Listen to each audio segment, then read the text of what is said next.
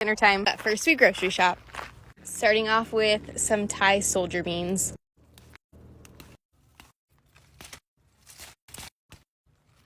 I know I've said it before, but these are the best beans to grow, in my opinion, if you live in a hot and dry climate. I think I have some purple beans in here, and then there's probably some green beans over there too.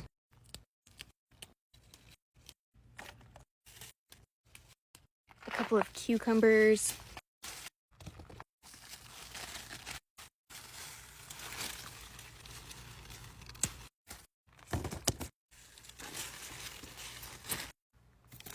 And hopefully some potatoes. Little purple ones.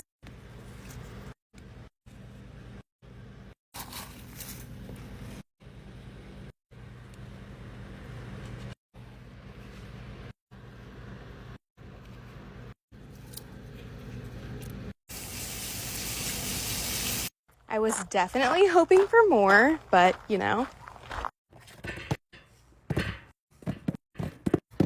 I know for sure there's more up in that bed, but I don't really want to run into any more snakes today, so I'm going to pass. I am going to grab some thyme though, and a little oregano. Chives. All right, so here's what we ended up grabbing.